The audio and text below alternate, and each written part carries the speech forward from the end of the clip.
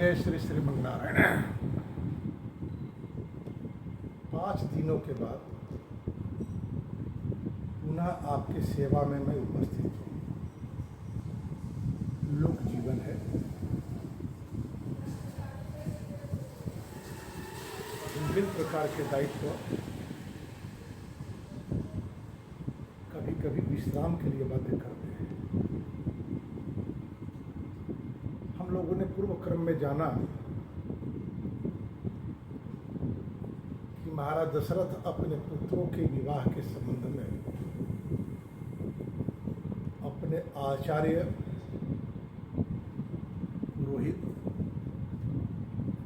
स्वजन और परिजनों के साथ बैठकर विचार कर रहे थे कि महर्षि विश्वामित्र का आगमन होता है। महाराज दशरथ सम्यक प्रकार से उनकी अभ्यर्थना करने के बाद उनके उद्देश्य, जिस उद्देश्य से वे अयोध्या आए हैं, उसे पूर्ण करने में स्वयं को सौभाग्यशाली बतलाते हुए निवेदन करते हैं कि महाराज आप निश्चिंत होकर अपना अभिष्ट स्पष्ट करें। महाराज दशरथ के आश्वासन पाकर महर्षि विश्वामित्र अपने यज्ञ में विघ्न उत्पन्न करने वाले रावण संपोषित राक्षसों की बात करते हैं और उस विप्लव के निराकरण के लिए राम और लक्ष्मण की याचना करते हैं। मगर दशरथ को ऐसी आशा नहीं थी। वे खिन्न हो जाते, कर्तव्य विमूढ़ हो जाते हैं। राम को न देना पड़े उसके लिए भिन्न भिन्न प्रकार के तर्कों का सहारा लेते हैं। महर्षि विश्वामित्र यह आश्वासन देते हैं कि राजन, मैं अपने संरक्षण में आपके राम और लक्ष्मण को अत्यंत सुरक्षित रखूंगा। मेरा संरक्षण पाकर ये अजेय होंगे और इनकी ख्याति विश्वविख्यात होगी। यदि आप वशिष्ठ आदि अपने मंत्री परिषद का परामर्श लेना चाहे तो ले लें। इन लोगों की सहमति हो तभी आप मुझे राम दें। आपको पता होगा कि कभी महर्षि विश्वामित्र राजा के रूप में, गाधी नंदन के रूप में महर्षि वशिष्ठ द्वारा आतिथ्य उपलब्ध कराए जाने के बाद महर्षि वशिष्ठ के एकमात्र सामर्थ्य कामधेनु की पुत्री वो वशिष्ठ से ले लेते हैं, छीन लेते हैं। महर्षि वशिष्ठ कोई प्रतिकार नहीं करते क्योंकि यह एक ब्राह्मणों की संस्कृति होती है कि राजा का वह विरोध न करे। अन्यथा सत्ता का विरोध यदि ब्राह्मण समाज ही करना आरंभ कर दे तो समाज में एक अराजकता की स्थिति बन जाती है। यह पहली घटना नहीं है।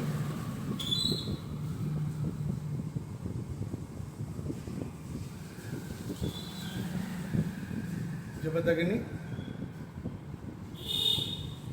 महर्षि जमदग्नि भी अपने पुत्र परशुराम की भर्त्सना करते हैं। शस्त्रार्जुन के द्वारा छीन कर ले जाई गई गाय वापस लाने के लिए तो महर्षि शमिक भी अपने पुत्र श्रृंगी इसके लिए दोषी मानते हैं कि आपने परीक्षित को शापित क्यों किया। लेकिन यदि सत्ता वर्ग इसी तरह से निरंकुश होती गई और राष्ट्र में शासकीय सूचिता बनी रहे, इसके लिए ब्राह्मण समाज सत्ता का विरोध न करे, ये बात उचित नहीं है। महर्षि वशिष्ठ की नंदिनी, कामधेनु की पुत्री, महर्षि वशिष्ठ से निवेदन की कि मेरा दोष क्या है कि मेरा परित्याग किया जा रहा है। मैं आत्मरक्षा के लिए प्रयत्न करूं। और नंदिनी ने किया भी। परिणाम हुआ कि गाधी नंदन महर्षि वशिष्ठ के आश्रम को छिन्न भिन्न कर दिए, परंतु संतुष्टि नहीं हुई।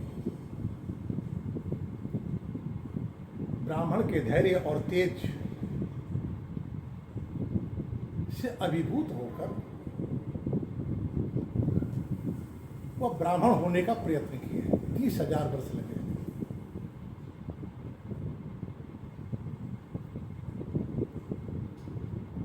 सारी सिद्धियां करतल थी, परंतु वो ब्राह्मण नहीं थे।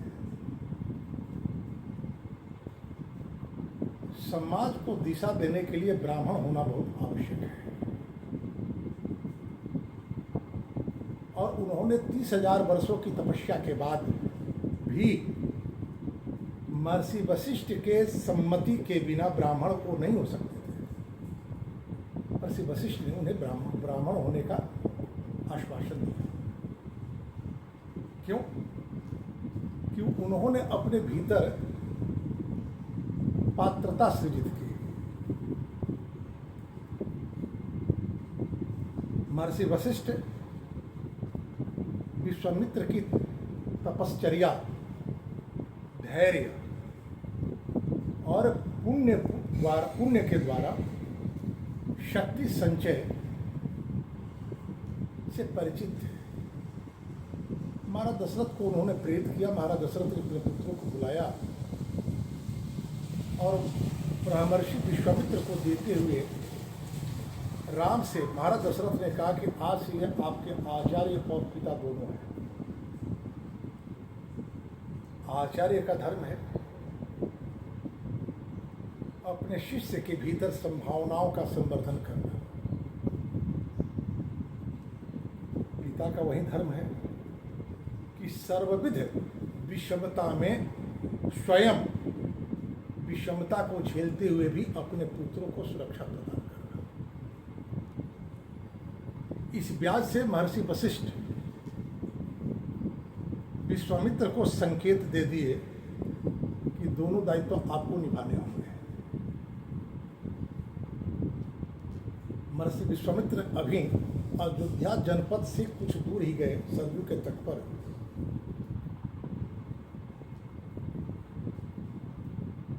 तो राम से उन्होंने कहा कि राम, अब आपको आचमन करके मेरे द्वारा बला और अतिबला नामक विद्या को ग्रहण करना चाहिए। ये बला और अतिबला विद्या है क्या? ये ब्रह्मा की पुत्री है, जिसको महर्षि विश्वामित्र ने तपस्या के द्वारा प्राप्त किया है। इन दोनों विद्या को जो जानता है वह क्षुध पिपासा से मुक्त हो जाता है। जब तक आप क्षुधा की चिंता से मुक्त नहीं हो जाते, तब तक आप राष्ट्र निर्माण में सफल नहीं हो सकते।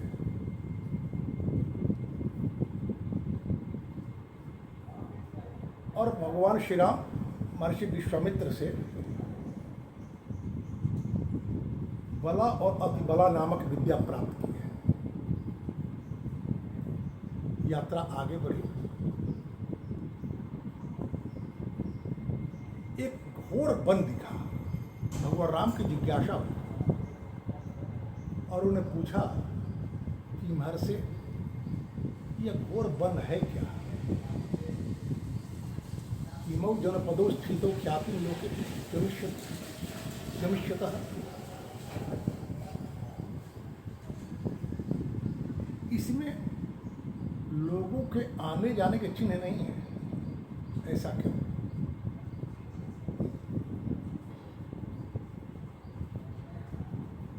श्री राम की जिज्ञासा को शांत करते हुए महर्षि विश्वामित्र ने इंद्र के ब्रह्महत्या की कथा कही कि किस प्रकार ब्रह्महत्या से खिन्न क्षुद पिपासा से उद्विग्न इंद्र इस क्षेत्र में आए और इस क्षेत्र के तपस्वियों ने गंगा के जल से उनका अभिषेक किया और ब्रह्महत्या का मल यहाँ गिरा। उनके क्षुधा को शांति हुई। उन्हें इस प्रदेश को वरदान दिया समृद्धि का। तब से बहुत दिनों तक यह मलद और करुष क्षेत्र जो है गंगा और सोन के मध्य भाग में, यह अत्यंत समृद्ध रहा। सस्य शलीला रही यहाँ की भूमि कि एकाएक कुछ दिनों के बाद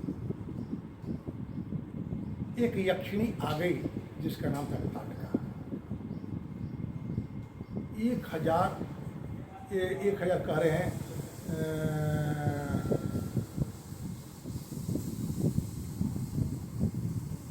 1000 हाथियों के बल से युक्त बनी और 6 योजन क्षेत्र को घेर कर रहते थे। एक योजन में 4 कोस होता है। इतने बड़े भूभाग और उसका प्रभुत्व था और वन को उजाड़ रही थी। यहाँ के रहने वाले वनवासियों को त्रास दे रही थी। जो भूभाग कभी अपनी उर्वरता के कारण समृद्ध था, आज वह वीरान हो गया। इसीलिए राम मैं कह रहा हूं, मत नियोगादिमं देशम कुरु निष्कंटकम पुनः न कश्चित इमं देशम शक्तो यागंतुमिदृशम। कहते हैं विश्वामित्र जी, मेरे द्वारा नियुक्त होकर तुम इस विभाग को निष्कंटक करो। निष्कंटक करने के लिए ताटका का वध करो। अब विचार आप करें, जहाँ स्त्रियों को हमारे यहाँ अबद्ध कहा गया है और स्त्री वध से ही राम के अवतार के उद्देश्य को आरंभ करवाना चाहते हैं ब्रह्मर्षि विश्वामित्र। यह कैसा न्याय है?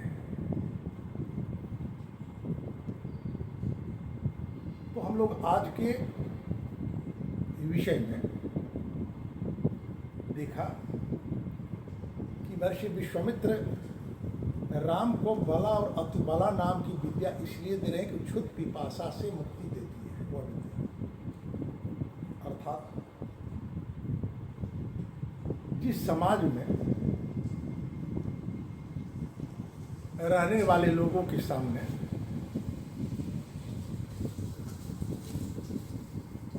भूख समस्या हो जाती है, उस समाज के लोगों से मानवीय चरित्र के संरक्षण और संवर्धन की आशा नहीं की जा सकती। तभी गरुड़ पुराण में लिखा कि बुभुक्षा क्यों न करोति पापम। भूख के कारण व्यक्ति बड़ा से बड़ा पाप भी कर डालता है। उसका स्वभाव पाप करने का है नहीं, परंतु भूख उसे उद्विग्न कर देती है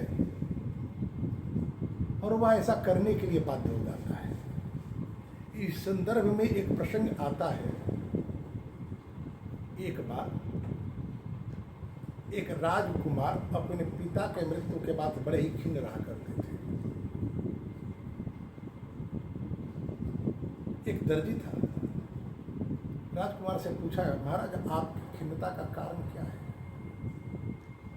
उन्होंने अपनी सारी बातें बतलाई कि पिताजी 2 कोष दिए थे, एक कोष ब्राह्मणों को दान करने के लिए और एक कोष सामान्य लोगों को भोजन कराने के लिए। लेकिन पिता के मृत्यु के कारण मेरी मनोदशा कुछ ऐसी हो गई कि उनकी आज्ञा की अवज्ञा हो गई। दर्जी ने कहा कि घबराने की कोई आवश्यकता नहीं, आपको इसका समाधान मिल जाएगा। कि इतने में एक युवक को दर्जी ने देखा जो अपने हाथ में मरी हुई चिड़िया लेकर आ रहा था। दर्जी ने बुलाया और 1 पैसा उस युवक को दिया। वह युवक मरी हुई चिड़िया जो लिए हुए था उसे फेंक दिया।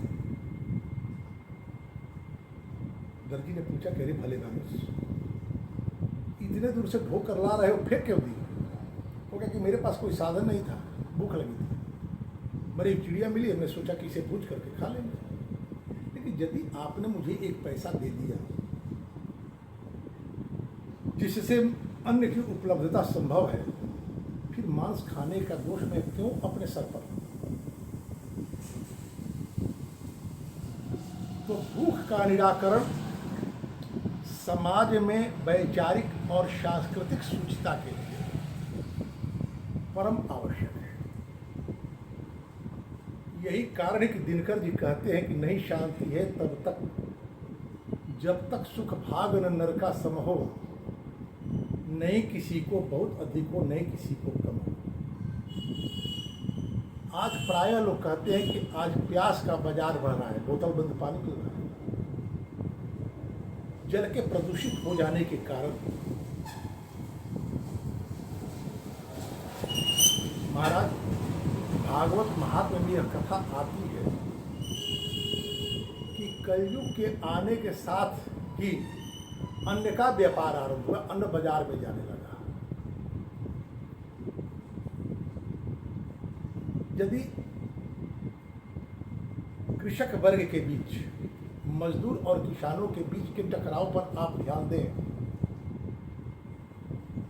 तो जब से बाजारवाद का प्रभाव बढ़ा और खेत से कटे हुए अन्न सीधे बाजार जाने लगे,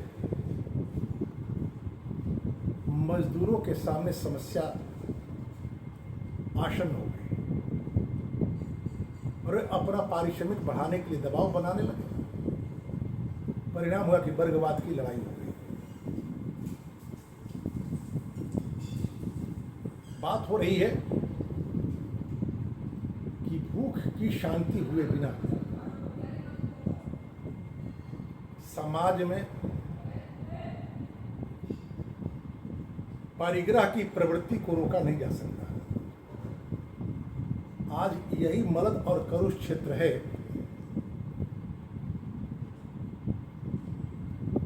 जो राजनीतिक दुराकांक्षा का शिकार हो चुका है। हम लोग बच्चे थे, सोन के तटवर्ती क्षेत्र में जाना आना होता था समुद्र के कारण। खेतों की सिंचाई करने वाले डांड भर गड्ढा खोद लेते थे, पानी मिल जाता था। आज सोन नद के बालू का अत्यंत दोहन होने के कारण इस क्षेत्र का जलीय स्रोत अत्यंत नीचे जा रहा है। परिणाम कृषि कार्य पर पड़ रहा है। जो उस बालू व्यवसाय से जुड़े हुए परिग्रही प्रवृत्ति के लोग हैं, उनकी समृद्धि बढ़ रही है, तो कृषि कार्य से जुड़े हुए लोग विपन्न होते जा रहे हैं। यह ताटका संस्कृति ही है। फिर एक बार किसी विश्वामित्र को आगे आना होगा, किसी राम की खोज करनी होगी और इस मलद और करुष क्षेत्र को पुनः एक बार ताटका संस्कृति से मुक्त करानी होगी। पारिवारिक जीवन में आज एक दोष दिख रहा है।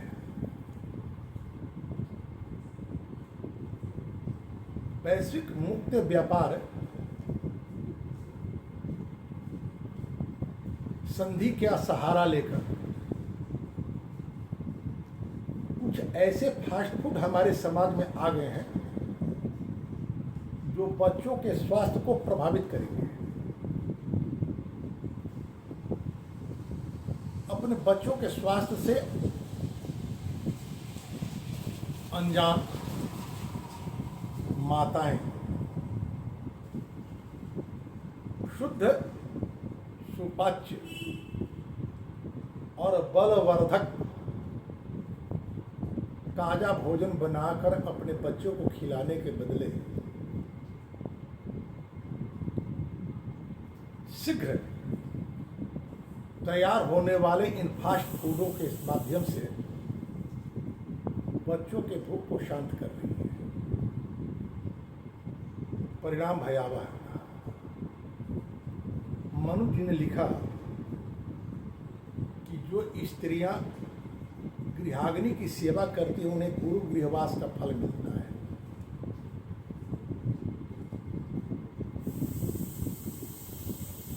हमारी माताएं सबको भोजन कराने के बाद भोजन करती थी। देवी द्रौपदी की पीड़ा आप सभी जानते हैं। समाज में वही स्त्री आदरणीय हो सकती है जिसने अपने भीतर मां अन्नपूर्णा को आत्मसात किया हो। तो आज इसी बात के साथ वाणी को विराम कि समाज में भूख की शांति कैसे हो। केवल पेट न भरे, भूख की शांति का अर्थ केवल पेट भरने से न लिया जाए, बल्कि वैसा भोजन जो हमारे स्वास्थ्य के अनुरूप हो और हमारे विचारों को सकारात्मकता दे। ऐसे भोजन की उपलब्धता में जो भी अवरोध बने, चाहे उस अवरोध का कारण आलस्य हो या आर्थिक स्वावलंबन का आग्रह, ऐसी स्त्रियां समाज में समादरणीय नहीं हो सकती। यही कारण कि विवाह के वेदी पर पहला वाक्य होता है सप्तपदी में, एक निशे विष्णु स्पानयते। वर कहता है कि बधो आपको भगवान विष्णु मेरे यहाँ ले चल रहे हैं, मेरे यहाँ अन्न पर आपका अधिकार होगा। अर्थात अन्न का कैसे सदुपयोग किया जाए ताकि हमारा समाज, हमारा परिवार भूखा न रहे और अस्वस्थ न हो। जय श्री नारायण। धन्यवाद।